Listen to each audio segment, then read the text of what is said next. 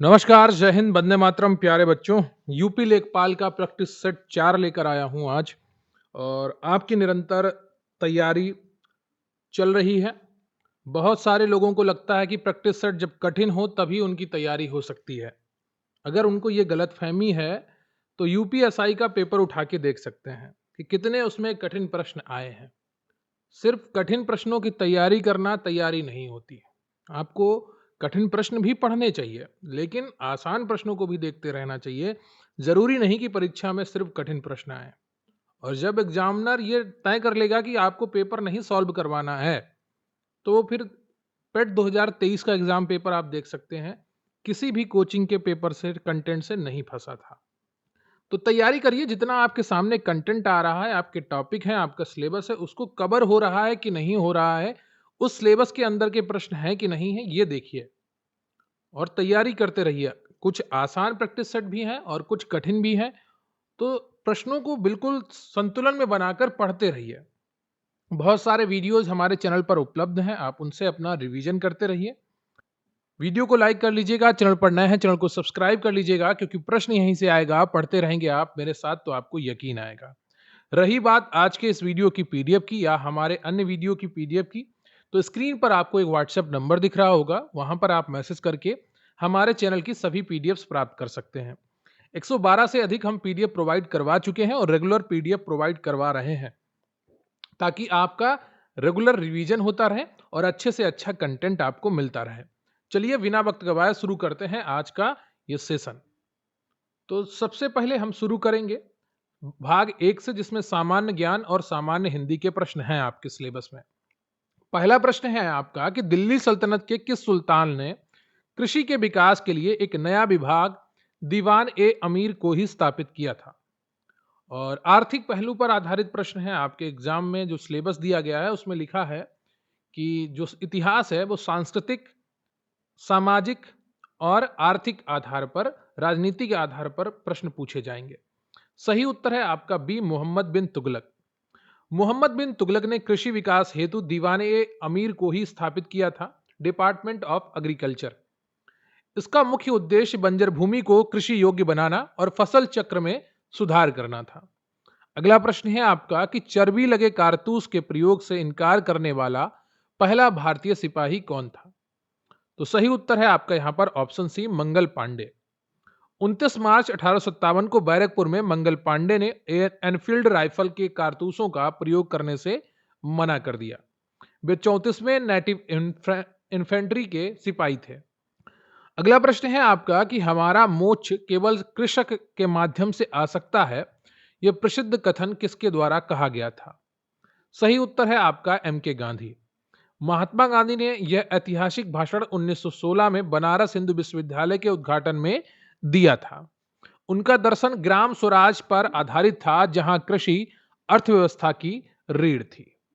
अगला प्रश्न है आपका कि वंदे मातरम गीत पहली बार किस पुस्तक में प्रकाशित हुआ था? सही उत्तर है आपका ऑप्शन बी, आनंद मठ। वंदे मातरम गीत बंकिम चंद्र चट्टोपाध्याय के उपन्यास आनंद मठ 1882 में प्रकाशित हुआ था। यह 24 जनवरी 1950 को भारत के राष्ट्रीय गीत के रूप में स्वीकार किया गया। अगला प्रश्न है आपका कि गांधी जी ने किस स्थान पर समुद्री पानी से नमक बनाकर नमक कानून तोड़ा था? सही उत्तर है आपका ऑप्शन सी, दांडी। गांधी जी ने 6 अप्रैल 1930 को गुजरात के दांडी समुद्र तट पर नमक बनाकर ब्रिटिश कानून तोड़ा था। इस घटना से देश में सविनय अवज्ञा आंदोलन की शुरुआत हुई थी। अगला प्रश्न है आपका कि भारतीय संविधान की प्रस्तावना में समाजवादी और धर्मनिरपेक्ष शब्द किस संशोधन द्वारा जोड़े गए हैं? सही उत्तर है आपका ऑप्शन सी, 42वें संशोधन द्वारा जोड़े गए थे। ये एकमात्र संशोधन है जो प्रस्तावना में हुआ था और ये 1976 में हुआ था, और इसको लघु संविधान कहा जाता है। और इस संशोधन में प्रस्तावना में 3 शब्द जोड़े गए थे, समाजवादी, धर्मनिरपेक्ष और अखंडता। अगला प्रश्न है आपका कि भारतीय संविधान के किस अनुच्छेद को डॉक्टर बी आर अंबेडकर ने संविधान का हृदय और आत्मा कहा था? सही उत्तर है आपका ऑप्शन डी, अनुच्छेद 32। डॉक्टर अंबेडकर ने अनुच्छेद 32 को संविधान का हृदय और आत्मा कहा है। इसे संवैधानिक उपचारों का अधिकार कहते हैं, जिसके तहत 5 रिट जारी होती हैं जो सुप्रीम कोर्ट जारी करता है। अगला प्रश्न है आपका कि राज्य के नीति निर्देशक तत्व किस दर्शन के अंतर्गत आते हैं? सही उत्तर है आपका ए समाजवाद। नीति निर्देशक तत्व डीपीएसपी मुख्य रूप से समाजवादी दर्शन पर आधारित है। इनका लक्ष्य कल्याणकारी राज्य की स्थापना करना है। अगला प्रश्न है आपका कि सरकार के संसदीय प्रारूप का प्रथम बार प्रारंभ हुआ था। सही उत्तर है आपका ऑप्शन डी ब्रिटेन में। ब्रिटेन को दुनिया में संसदीय लोकतंत्र की जननी माना जाता है। इसे वेस्टमिंस्टर मॉडल के नाम से भी जाना जाता है। अगला प्रश्न है आपका कि संविधान सभा के स्थायी अध्यक्ष कौन थे? सही उत्तर है आपका option B doctor Rajendra Prasad. 11 दिसंबर 1946 को डॉक्टर राजेंद्र प्रसाद को संविधान सभा का स्थायी अध्यक्ष चुना गया था। इससे पूर्व 9 दिसंबर को डॉक्टर सच्चिदानंद सिन्हा अस्थायी अध्यक्ष चुने गए थे। अगला प्रश्न है आपका कि किस देशांतर से भारतीय मानक समय की गणना की जाती है? सही उत्तर है आपका ऑप्शन ए 82.5 डिग्री पूर्वी देशांतर। यह मानक रेखा भारत के 5 राज्यों यूपी, एमपी, सीजी यानी कि छत्तीसगढ़, उड़ीसा और आंध्र प्रदेश से होकर गुजरती है। अगला प्रश्न है आपका कि भारत और श्रीलंका किसके द्वारा अलग होते हैं? मन्नार की खाड़ी द्वारा, पाक स्टेट द्वारा। सही उत्तर है आपका मन्नार की खाड़ी और पाक स्टेट द्वारा। भारत और श्रीलंका मन्नार की खाड़ी यानी कि गल्फ और मन्नार और पाक जल डमरू मध्य यानी कि पाक स्ट्रेट द्वारा अलग होते हैं।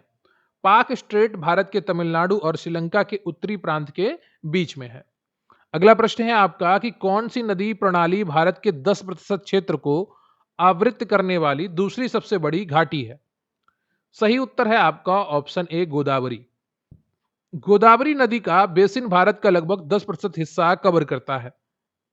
इसे दक्षिण गंगा कहा जाता है और यह प्रायद्वीपीय भारत की सबसे लंबी नदी है। अगला प्रश्न है आपका कि नागार्जुन सागर बांध बना हुआ है। यह बना हुआ है कृष्णा नदी पर।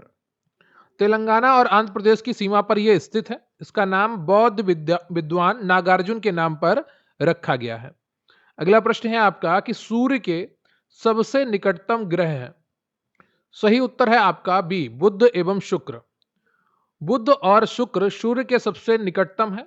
सौरमंडल के इन दोनों ग्रहों का कोई भी प्राकृतिक उपग्रह नहीं है। अगला प्रश्न है आपका कि निम्नलिखित में से क्या नीति आयोग का एक उद्देश्य नहीं है? सही उत्तर है आपका ऑप्शन सी नए करेंसी नोटों को डिजाइन और प्रिंट करना और उन्हें चलन में लाना। करेंसी नोटों का डिजाइन और प्रिंटिंग भारतीय रिजर्व बैंक का कार्य है, नीति आयोग का नहीं। नीति आयोग का उद्देश्य राष्ट्रीय विकास हेतु योजनाएं विकसित करना है। अगला प्रश्न है आपका कि यदि सरकारी राजस्व व्यय राजस्व प्राप्ति से अधिक है तो इसे क्या कहा जाता है? सही उत्तर है आपका ऑप्शन डी राजस्व घाटा। सरकारी राजस्व व्यय का राजस्व प्राप्ति से अधिक होना राजस्व घाटा कहलाता है। केंद्र सरकार राज्यों को राजस्व घाटा अनुदान प्रदान करती है। अगला प्रश्न है आपका कि निम्नलिखित में से कौन सा विकल्प पूंजीगत प्राप्तियों में शामिल नहीं है? सही उत्तर है आपका ऑप्शन बी कर। कर राजस्व प्राप्तियों का हिस्सा है, पूंजीगत प्राप्तियों का नहीं। पूंजीगत प्राप्तियों में सरकार की देनदारी बढ़ाने वाली राशियां जैसे उधार शामिल होती हैं। अगला प्रश्न है आपका कि वैधानिक तरलता के अनुपात के तहत वाणिज्यिक बैंकों को तरल संपत्ति के रूप में एक अंश रखना आवश्यक है। तो किसका अंश रखना आवश्यक है यह आपसे पूछा गया है। सही उत्तर है आपका डी कुल मांग और सावधि जमा।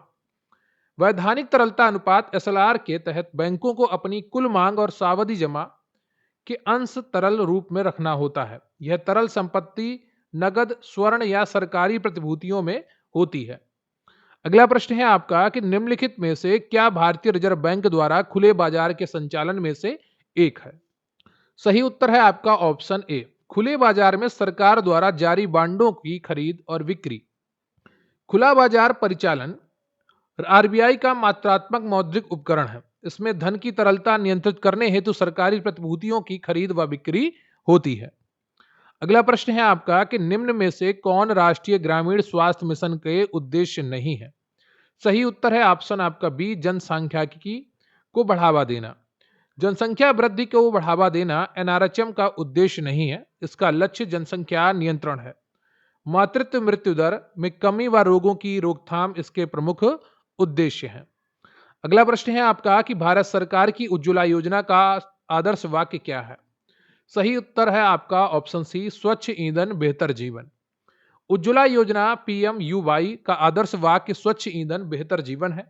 मई 2016 में शुरू इस योजना का उद्देश्य बीपीएल परिवारों को निःशुल्क एलपीजी कनेक्शन देना है। अगला प्रश्न है आपका कि एग्रीकल्चर एक्सीलेटर फंड बनाने की घोषणा भारत सरकार द्वारा किस बजट में की गई थी? सही उत्तर है आपका option B, 2023। Agriculture accelerator fund की घोषणा 2023-24 के बजट में हुई थी। इसका उद्देश्य युवा उद्यमियों को ग्रामीण क्षेत्रों में कृषि स्टार्टअप्स खोलने हेतु प्रोत्साहित करना था। अगला प्रश्न है आपका कि किसानों को एसएमएस द्वारा उनकी भाषा में सूचनाएं, सेवाएं, सलाह देने के लिए किस वर्ष एम किसान एसएमएस पोर्टल शुरू किया गया था? सही उत्तर है आपका ए, 2013 में। यह पोर्टल कृषि विशेषज्ञों और किसानों के बीच सीधा संवाद स्थापित करता है। अगला प्रश्न है आपका कि सितंबर 2023 में केंद्र सरकार द्वारा शुरू की गई प्रधानमंत्री विश्वकर्मा योजना के तहत सभी पात्र शिल्पकार व कारीगरों को कितने लाख रुपए का ऋण प्रदान करने का प्रावधान किया गया है? सही उत्तर है आपका option A, 1 lakh. PM Vishwakarma योजना के तहत कारीगरों को 5% ब्याज दर पर पहले चरण में 1 लाख का ऋण दिया जाता है। इसका उद्देश्य पारंपरिक कारीगरों के कौशल को उन्नत कर आर्थिक सहायता देना है। अगला प्रश्न है आपका कि चंद्रयान-3 की सफल लैंडिंग के उपलक्ष्य में भारत सरकार ने प्रतिवर्ष 23 अगस्त को किस दिवस के रूप में मनाने की घोषणा की है? सही उत्तर है आपका ऑप्शन ए, राष्ट्रीय अंतरिक्ष दिवस। 23 अगस्त 2023 को भारत चंद्रमा के दक्षिणी ध्रुव पर पहुंचने वाला पहला देश बना। इस दिन को राष्ट्रीय अंतरिक्ष दिवस घोषित किया गया। अगला प्रश्न है आपका कि भारत सरकार ने आधिकारिक तौर पर वर्ष 2025 को किस रूप में घोषित किया है? सही उत्तर है आपका रक्षा सुधारों का वर्ष। रक्षा प्रणालियों को आधुनिक बनाने और थिएटर कमांड स्थापना हेतु 2025 को रक्षा सुधारों का वर्ष घोषित किया गया है। अगला प्रश्न है आपका कि संजय क्या है? सही उत्तर है आपका युद्ध क्षेत्र निगरानी प्रणाली है। प्रोजेक्ट संजय भारतीय सेना की एक उन्नत डिजिटल निगरानी प्रणाली है। यह रियल टाइम में युद्ध क्षेत्र की जानकारी उपलब्ध कराती है। तो जो महाभारत के संजय थे, जो कुरुक्षेत्र की जानकारी धृतराष्ट्र को देते थे, उनके नाम पर यह रखा गया है संजय। अगला प्रश्न है आपका कि जैव प्रौद्योगिकी शब्द का सर्वप्रथम प्रयोग किसके द्वारा किया गया था? सही उत्तर है आपका ऑप्शन बी, कार्ल एरेकी। 1919 में हंगरी के इंजीनियर कार्ल एरेकी ने सबसे पहले जैव प्रौद्योगिकी शब्द का उपयोग किया था। अगला प्रश्न है आपका कि पाश्चुरीकरण की प्रक्रिया क्या है और इसे किसने विकसित किया था? सही उत्तर है आपका ऑप्शन बी, उच्च तापमान पर गर्म करके सूक्ष्म जीवों को मारना लुई पाश्चर ने विकसित किया था। ये दूधों, जो आपका पैकेट में दूध आता है, उसको पाश्चुरीकृत करके आपको बेचा जाता है। अगला प्रश्न है आपका कि 5 नवंबर 2025 को सैटेलाइट आधारित इंटरनेट सेवाओं के लिए स्टारलिंक के साथ साझेदारी करने वाला पहला राज्य कौन बना है? सही उत्तर है आपका सी, महाराष्ट्र। महाराष्ट्र स्टारलिंक के साथ सैटेलाइट इंटरनेट साझेदारी करने वाला पहला राज्य बना है। इसका लक्ष्य दुर्गम क्षेत्रों में हाई स्पीड इंटरनेट पहुंचाना है। अगला प्रश्न है आपका कि हाल ही में घोषित प्रोजेक्ट सनकैचर किसके द्वारा शुरू किया गया है? सही उत्तर है आपका सी, गूगल। प्रोजेक्ट सनकैचर गूगल द्वारा घोषित किया गया है। उद्देश्य इसका स्वच्छ और नवीकरणीय ऊर्जा, विशेषकर सौर ऊर्जा को बढ़ावा देना है। अगला प्रश्न है आपका कि अक्टूबर 2025 में केंद्रीय मंत्रिमंडल ने किन भाषाओं को शास्त्रीय भाषा का दर्जा प्रदान किया है? सही उत्तर है आपका मराठी, पाली, प्राकृत, असमिया और बंगाली। अगला प्रश्न है आपका कि हाल ही में भारत निर्वाचन आयोग ने नागरिकों द्वारा चुनाव संबंधी शिकायत दर्ज करने के लिए किस ऐप का शुभारंभ किया है? सही उत्तर है आपका option B, C vigil app. निर्वाचन आयोग ने सी विजिल ऐप लॉन्च किया है, जिससे नागरिक आचार संहिता उल्लंघन की शिकायत कर सकते हैं। अगला प्रश्न है आपका कि हाल ही में गूगल ने एआई हब स्थापित करने की घोषणा किस भारतीय शहर में की है? सही उत्तर है आपका ऑप्शन सी, विशाखापट्टनम में। अगला प्रश्न है आपका कि अपरद खाद्य श्रृंखला कहां से शुरू होती है? इसका सही उत्तर है आपका मृत कार्बनिक पदार्थों से। अपरद खाद्य श्रृंखला सदैव मृत कार्बनिक पदार्थों से शुरू होती है। सूक्ष्म जीव इस ऊर्जा को प्रभावित करते हैं। अगला प्रश्न है आपका कि आपदा प्रबंधन अधिनियम 2005 के तहत गठित राष्ट्रीय कार्यकारी समिति का अध्यक्ष कौन होता है? तो प्रधानमंत्री होते हैं, आप सभी इससे परिचित हैं। यह समिति आपदा प्रबंधन योजना तैयार करती है। अगला प्रश्न है आपका कि वायु प्रदूषण निवारण और नियंत्रण अधिनियम भारत में किस वर्ष पारित किया गया था? सही उत्तर है आपका वर्ष 1981 में। वायु प्रदूषण निवारण अधिनियम 1981 में पारित किया गया, जो एयर एक्ट के नाम से जाना जाता है। 1987 के संशोधन में शोर को भी वायु प्रदूषक माना गया था। अगला प्रश्न है आपका कि निम्नलिखित में से किसे वायु प्रदूषण का जैव सूचक माना जाता है? तो ये लाइकेन को माना जाता है। लाइकेन सल्फर डाइऑक्साइड प्रदूषण का सबसे अच्छा जैव सूचक है। जहां पर सल्फर डाइऑक्साइड की मात्रा अधिक होती है वहां पर लाइकेन नहीं पनप पाते।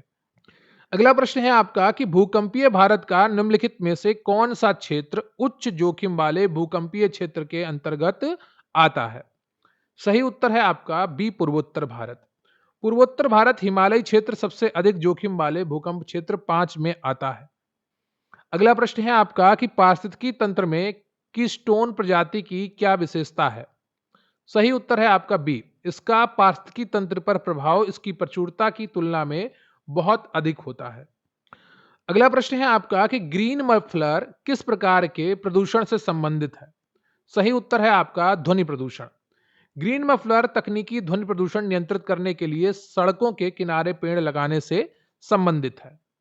अगला प्रश्न है आपका कि फ्लाई ऐश एक प्रमुख प्रदूषक है जो मुख्य रूप से कहां से उत्सर्जित होता है? सही उत्तर है आपका बी, ताप विद्युत संयंत्र। फ्लाई ऐश कोयला आधारित ताप विद्युत संयंत्रों से उत्सर्जित सूक्ष्म कण है। अगला प्रश्न है आपका कि राष्ट्रीय हरित अधिकरण की स्थापना किस वर्ष की गई थी? सही उत्तर है आपका सी, 2010 में। राष्ट्रीय हरित अधिकरण एनजीटी की स्थापना 18 अक्टूबर 2010 को पर्यावरण संरक्षण मुकदमों के त्वरित निपटारे हेतु की गई थी। अगला प्रश्न है आपका कि नाइट्रोजन चक्र में वायुमंडलीय नाइट्रोजन को अमोनिया में बदलने की प्रक्रिया क्या कहलाती है? सही उत्तर है आपका ऑप्शन सी, नाइट्रोजन स्थिरीकरण। वायुमंडलीय नाइट्रोजन को उपयोगी अमोनिया में बदलने का नाइट्रोजन स्थिरीकरण कहते हैं। अब हम बढ़ेंगे अपने अगले सेक्शन की तरफ, जहां पर आपको डीआई से संबंधित प्रश्न देखने वाले हैं। 46 से 50 यहां पर आपके एक गारमेंट स्कोर, इस गारमेंट प्रकार के यहां पर टाइप दिए गए हैं। दूसरी तरफ स्टोर 1 और स्टोर 2 का परसेंटेज दिया गया है। एक टाइप के यहाँ 19% है, यहाँ 15%, यहाँ पर 21, यहाँ पर 14। प्रश्न है आपका कि स्टोर 1 में डी प्रकार तथा प्रकार ए के गारमेंट्स का योग स्टोर 2 की किस प्रकार के गारमेंट से लगभग 2 गुना है? यह आपसे पूछा गया है। और देखिए इनका स्क्रीनशॉट ले लीजिए, आपको सॉल्व करना है। ठीक है, यहाँ पर आप तो स्टोर 1 में डी में 16 है और ए में 19% है, टोटल हो गया 35%। अब यहाँ पर 12,600 का 35% निकाला तो 4410 आया। स्टोर 2 में ए का 15% है ना, और तो इसका जब निकालेंगे तो 2175 आएगा। ठीक है, और 2175 का 2 गुना लगभग 4350 होता है, जो 4410 के लगभग है। अगला प्रश्न है आपका कि सी प्रकार के गारमेंट्स की दोनों स्टोर्स में कुल संख्या क्या है? तो यहां पर ये संख्या आसानी से आप निकाल लेंगे, इसका स्क्रीनशॉट आप ले लीजिए। अगला प्रश्न है आपका कि दोनों स्टोर्स में किस प्रकार के गारमेंट्स का अंतर सर्वाधिक है? तो सी, 1008 माइनस 2610, 1602। अगला प्रश्न है आपका कि स्टोर 1 में डी प्रकार के गारमेंट्स स्टोर 2 में इसी प्रकार के गारमेंट्स से कितने प्रतिशत ज्यादा हैं? तो इसको भी आप कर सकते हैं। कैसे करना है यहां पर आप देख सकते हैं और आप स्क्रीनशॉट ले सकते हैं। अगला प्रश्न है आपका कि स्टोर 1 में ई प्रकार के गारमेंट्स की संख्या स्टोर 2 में बी प्रकार के गारमेंट्स की संख्या का लगभग कितने प्रतिशत है? यहां पर भी आप देख सकते हैं और इसका स्क्रीनशॉट ले सकते हैं। अगला जो प्रश्न है आपका कि विद्यालय में छात्रों की कुल संख्या 2160 है, तो उनके द्वारा प्रयुक्त वाहन मतलब स्कूल आने का जो साधन है उसका पाई चार्ट बनाया गया था, जिसको मैंने डिग्री में यहां पर कन्वर्ट कर दिया है। पैदल कितने हैं? 80 डिग्री। बस से कितने आते हैं? 90 डिग्री। रेल से कितने आते हैं? 120 डिग्री।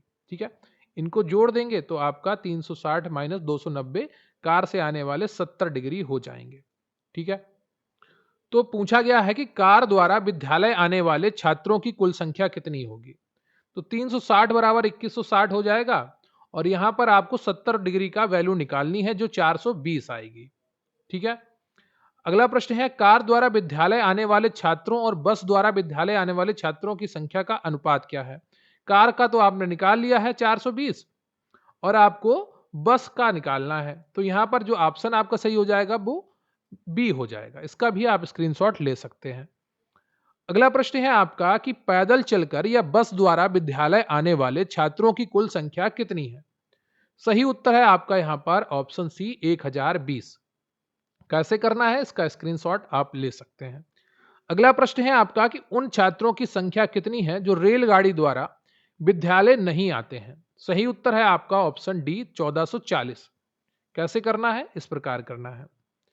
अगला प्रश्न है आपका कि बस द्वारा विद्यालय आने वाले छात्रों की संख्या पैदल चलकर विद्यालय आने वाले छात्रों की संख्या से कितनी अधिक है? सही उत्तर है आपका ऑप्शन बी 12.5%। प्रश्न है कि दिए गए वाक्य का वह भाग ज्ञात करें जिसमें कोई त्रुटि है। मंदिर जाने से पूर्व भक्त मानव को एक फूलों की माला बाजार से लाया। तो यहां पर कौन सा ऑप्शन आपका सही होगा, यह आपसे पूछा गया है। सही उत्तर है आपका डी, एक फूलों की माला। इसका शुद्ध रूप होगा फूलों की एक माला। अगला प्रश्न है आपका कि दिए गए वाक्य में रेखांकित खंड को प्रतिस्थापित करने के लिए सबसे उपयुक्त विकल्प का चयन करें। भगवान कृष्ण भूत, वर्तमान और भविष्य को देखने वाले थे। तो यहां पर जो रेखांकित है वो है भूत, वर्तमान और भविष्य को देखने वाले। क्या है कि भूत, वर्तमान और भविष्य को देखने वाले यहां पर रेखांकित है, जो यहां पर आपको दिख नहीं रहा है। सही उत्तर है आपका ऑप्शन बी, त्रिकालदर्शी। जो तीनों कालों को जान सकता हो उसे त्रिकालदर्शी कहा जाता है। अगला प्रश्न है आपका कि कुणाल अपने धन का भरपूर दुरुपयोग करता है। रेखांकित शब्द के स्थान पर सही विकल्प चुनना है आपको। तो यहां पर जो रेखांकित है वो है दुरुपयोग। ठीक है, इसका सही उत्तर हो जाएगा आपका ए, अपव्यय करता है। धन का अनावश्यक या बुरा उपयोग करने के लिए अपव्यय शब्द सबसे उपयुक्त है। अगला प्रश्न है आपका कि दिए गए वाक्य में त्रुटि वाला भाग ज्ञात करें। पक्षियों की दुनिया कितना स्वच्छंद होती है? दुनिया है या कितना स्वच्छंद, या पक्षियों की या होती है? सही उत्तर है आपका बी, कितना स्वच्छंद। दुनिया स्त्रीलिंग है, इसलिए इसके साथ विशेषण भी स्त्रीलिंग कितनी होनी चाहिए।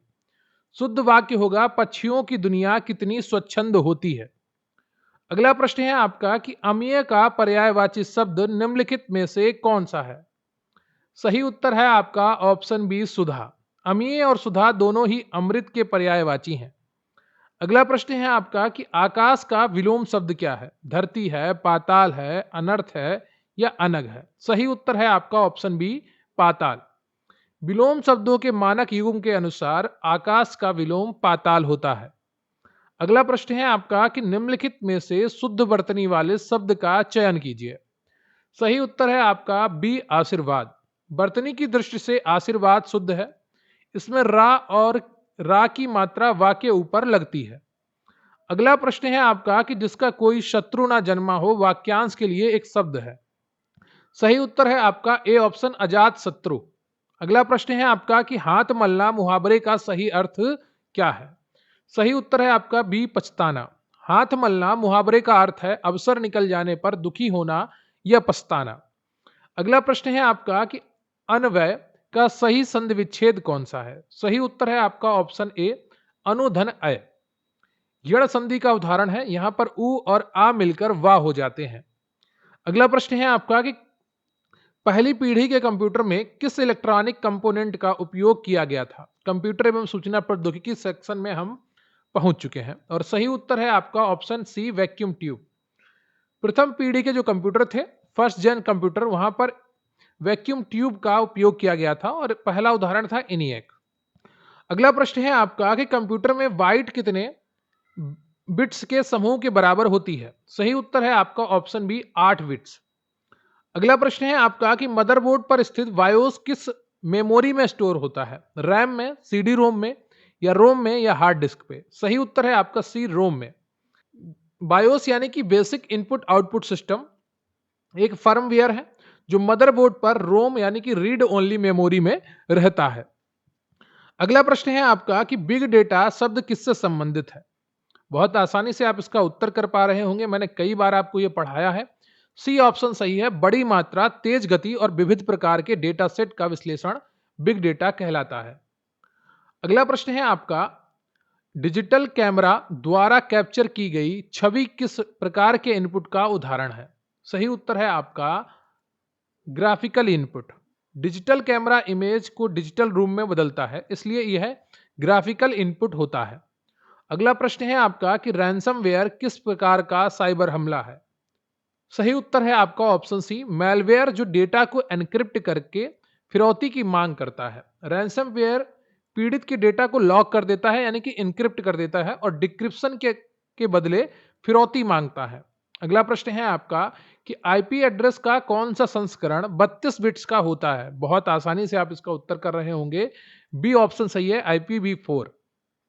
कमेंट करके बताइएगा IPv6 कितने बिट का होता है। अगला प्रश्न है आपका कि एरोप्लेन मोड ऑन करने का क्या मुख्य उद्देश्य होता है? सभी वायरलेस संचार अक्षम करना, बैटरी बचाना, स्क्रीन ब्राइटनेस बढ़ाना या स्टोरेज खाली करना। तो बताइएगा कौन सा ऑप्शन सही है? सही उत्तर है ऑप्शन बी, सभी वायरलेस संचार अक्षम करना। अगला प्रश्न है आपका कि ईमेल का आविष्कार किसने किया था? सही उत्तर है आपका बी, रे टॉमलिंसन ने। रे टॉमलिंसन ने 1971 में पहला ईमेल प्रोग्राम लिखा था।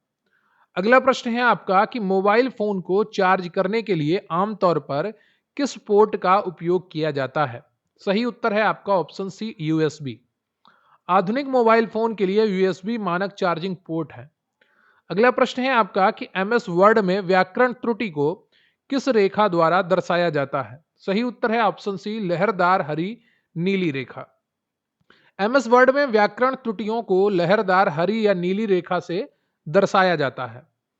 अगला प्रश्न है आपका कि एमएस एक्सेल में किसी भी सूत्र को शुरू करने के लिए कौन सा चिन्ह अनिवार्य है? सही उत्तर है आपका ऑप्शन सी, इक्वल टू।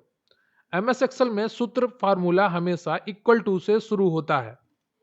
अगला प्रश्न है आपका कि एक ही कंप्यूटर पर एक साथ कई उपयोगकर्ताओं को काम करने की अनुमति देने वाला ऑपरेटिंग सिस्टम क्या कहलाता है? सही उत्तर है आपका option B, multi user operating system. अगला प्रश्न है आपका कि सरकारी सेवाओं को नागरिकों तक मोबाइल फोन के माध्यम से पहुंचाने को क्या कहा जाता है? सही उत्तर है आपका C option, M governance. Mobile phone से सरकारी सेवाएं पहुंचाने को एम गवर्नेंस कहा जाता है और एक उमंग ऐप है केंद्र सरकार का, जिसके द्वारा आप सभी सेवाओं को एक्सेस कर सकते हैं। अगला प्रश्न है आपका कि डिजिटल वित्तीय उपकरण की श्रेणी में कौन सा उपकरण नहीं आता है? Net banking, mobile wallet, passbook, credit card या उपयुक्त में से कोई नहीं। सही उत्तर है आपका पासबुक। पासबुक एक भौतिक बही खाता है, फिजिकल बुक है, इसलिए यह डिजिटल उपकरण का टूल नहीं है। अब हम बढ़ेंगे यूपी जीके की तरफ, उत्तर प्रदेश सामान्य ज्ञान। प्रसिद्ध चरकुला नृत्य उत्तर प्रदेश के किस क्षेत्र से संबंधित है? और बहुत आसानी से इसका उत्तर कर पा रहे होंगे, सी ऑप्शन, ब्रिजभूमि। चरकुला नृत्य ब्रिज क्षेत्र से संबंधित है। महिलाएं सिर पर जलते दीपकों का पिंजरा रखकर नृत्य करती हैं। अगला प्रश्न है आपका कि 2011 की जनगणना के अनुसार राज्य की कुल जनसंख्या में महिला जनसंख्या का प्रतिशत कितना है? सही उत्तर है आपका ए, 47.72%। अगला प्रश्न है आपका कि बांसखेड़ा अभिलेख निम्न में से किस शासक से संबंधित है? सही उत्तर है आपका बी, हर्षवर्धन। बांसखेड़ा ताम्रपत्र हर्षवर्धन से संबंधित है। अगला प्रश्न है आपका कि गुप्तकालीन दशावतार मंदिर किस स्थान पर स्थित है? सही उत्तर है आपका देवगढ़ में। दशावतार मंदिर देवगढ़ ललितपुर में है। यह पंचायतन शैली में बना हुआ है। ताम्रपत्र का अर्थ है अभिलेख या इंस्क्रिप्शन। अगला प्रश्न है आपका कि अयोध्या का प्राचीन नाम क्या था? सही उत्तर है आपका अयाजसा। प्राचीन साहित्य में अयोध्या को अयाजसा और साकेत कहा गया है। अगला प्रश्न है आपका कि 1857 ईस्वी के प्रथम स्वतंत्रता आंदोलन का सर्वाधिक बड़ा केंद्र निम्नलिखित में से कौन सा था? मेरठ, कानपुर, झांसी या कालपी या उपयुक्त में से कोई नहीं। सही उत्तर है आपका ऑप्शन बी, कानपुर। कानपुर 1857 का एक विशाल और रणनीतिक केंद्र था, जहां नाना साहब ने नेतृत्व किया था तात्या टोपे के साथ। अगला प्रश्न है आपका कि अंग्रेज गवर्नर लॉर्ड डलहौजी की विलय नीति के फलस्वरूप प्रदेश की निम्नलिखित में से कौन सी रियासत अंग्रेजी सरकार के अधीन नहीं की गई थी? सही उत्तर है आपका सी, कानपुर। कानपुर का विलय व्यपगत का सिद्धांत के तहत नहीं हुआ, बल्कि वहां पेशवा की पेंशन बंद की गई थी। अगला प्रश्न है आपका कि उत्तर प्रदेश के दक्षिण में स्थित पठारी भूभाग को किस नाम से जाना जाता है? सही उत्तर है आपका ऑप्शन डी, बुंदेलखंड का पठार। प्रदेश के दक्षिण के पठारी भूभाग को मुख्य रूप से बुंदेलखंड का पठार कहा जाता है। अगला प्रश्न है आपका कि उत्तर प्रदेश निम्नलिखित में से किन अक्षांशों व देशांतरों के मध्य स्थित है? सही उत्तर है आपका ऑप्शन ए, 23 डिग्री 52 मिनट उत्तरी अक्षांश से 30 डिग्री 24 मिनट उत्तरी अक्षांश तथा 77 डिग्री 03 मिनट पूर्वी देशांतर से 84 डिग्री 39 मिनट पूर्वी देशांतर तक। अगला प्रश्न है आपका, उत्तर प्रदेश को पूर्व में किस नाम से जाना जाता था? तो इसको यूनाइटेड प्रोविंस यानी कि संयुक्त प्रांत के नाम से जाना जाता था और 24 जनवरी 1950 को इसका नाम उत्तर प्रदेश किया गया। अगला प्रश्न है आपका कि उत्तर प्रदेश के उत्तरी भाग से किन देशों की सीमाएं स्पर्श करती हैं? तो उत्तरी भाग से केवल नेपाल की सीमा स्पर्श करती है। बी ऑप्शन आपका सही हो जाएगा, जिससे 7 जिले सीमा बनाते हैं। कौन कौन से जिले हैं कमेंट बॉक्स में बताइएगा। कई बार मैं आपको जिलों के बारे में बता चुका हूं। अगला प्रश्न है आपका कि चिकनकारी एक पारंपरिक कढ़ाई शैली है जिसकी उत्पत्ति उत्तर प्रदेश के किस शहर में हुई थी? तो यह हुई थी लखनऊ में। डी ऑप्शन आपका सही है और चिकनकारी के लिए लखनऊ को जीआई टैग भी मिला हुआ है। अगला प्रश्न है आपका कि उत्तर प्रदेश में बहने वाली कौन सी नदी प्राणदायिनी, मुक्तदायिनी तथा पवित्र नदी के नाम से जानी जाती है?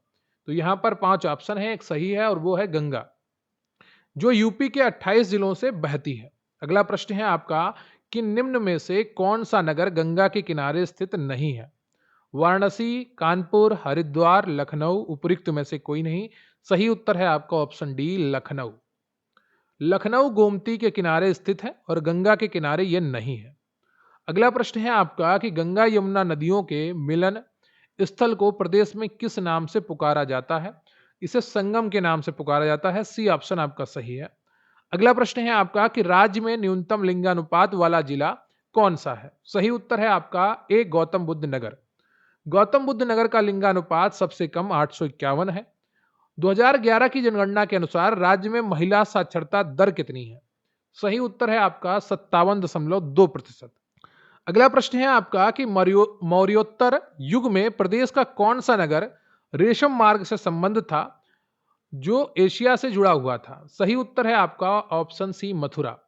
कुषाण काल में मथुरा रेशम मार्ग यानी कि सिल्क रूट का प्रमुख व्यापारिक केंद्र था। अगला प्रश्न है आपका कि प्रथम स्वाधीनता संग्राम के समय बरेली में इसका नेतृत्व निम्न में से किसने किया था? सही उत्तर है आपका खान बहादुर खान ने। बरेली यानी कि रुहेलखंड में 1857 विद्रोह का नेतृत्व खान बहादुर खान ने किया था। अगला प्रश्न है आपका कि 1942 ईस्वी में भारत छोड़ो आंदोलन के समय प्रदेश के किस शहर में राष्ट्रीय सरकार की स्थापना कर दी गई थी? सही उत्तर है आपका ऑप्शन ए, बलिया। भारत छोड़ो आंदोलन के दौरान बलिया में चित्तू पांडे के नेतृत्व में समानांतर सरकार बनी थी। तो ये आपका पूरा मॉक टेस्ट कंप्लीट होता है जिसमें आपने 100 प्रश्न देखे हैं। वीडियो को लाइक कर लीजिएगा, चैनल पर नए हैं चैनल को सब्सक्राइब कर लीजिएगा। कमेंट करके बताइएगा कि 100 में से कितने प्रश्न आपके सही हुए, और जब आप कमेंट करिएगा तो यूपी लेखपाल कमेंट में जरूर लिखिएगा। देखिए, तैयारी करते रहिए, बहुत सारे प्रश्न आपको आसान लगेंगे, बहुत सारे कठिन लगेंगे। कभी हिंदी आसान लगेगी, कभी यूपी जीके आसान लगेगा, कभी कंप्यूटर आसान लगेगा। 1-2 सेक्शन कठिन होंगे, 1-2 सेक्शन आपके बहुत आसान होंगे और 2-3 सेक्शन आपके एकदम मिडिल के होंगे, ताकि आपका एक पेपर का स्तर बना रहे। पेपर हर बार कठिन नहीं आता, कई बार पेपर बहुत आसान आ जाता है और आप जो आसान प्रश्नों को छोड़कर कठिन प्रश्नों के पीछे भागते रहते हैं तो फिर आपको तकलीफ होती है। तैयारी करते रहिए और वीडियो को लाइक कर लीजिएगा, चैनल पर नए हैं चैनल को सब्सक्राइब कर लीजिएगा। और रही बात इस वीडियो की पीडीएफ की और हमारे अन्य वीडियोस की पीडीएफ की, तो स्क्रीन पर आपको एक व्हाट्सएप नंबर दिख रहा होगा, वहां पर आप मैसेज करके हमारे चैनल की सभी पीडीएफ्स को प्राप्त कर सकते हैं मात्र 150 रुपए में। 150 रुपए बहुत छोटी रकम है। आपकी जो सैलरी होने वाली है अगले साल 60 से 70 हजार के आसपास सैलरी मिलेगी आपको लेखपाल की, तो बहुत छोटी रकम है 150, आप जुड़ सकते हैं और बहुत अच्छे पीडीएफ्स हम प्रोवाइड करवा रहे हैं। 112 से अधिक पीडीएफ हम ऑलरेडी प्रोवाइड करवा चुके हैं। तो तैयारी करते रहिए और हमारे साथ जुड़े रहिए। मिलेंगे फिर किसी अन्य वीडियो में, तब तक के लिए जय हिंद, जय भारत। रात दिन एक करके अब जीत की बारी है, सपनों को पूरा करना अपनी जिम्मेदारी है। ये आखिरी पल है, छोड़ना ना साथ, इम्तिहां की रात हाथों में हाथ। जोश है दिल में, रगों में तूफान, हम हैं सिकंदर, रख देंगे आसमां। हम हैं सिकंदर।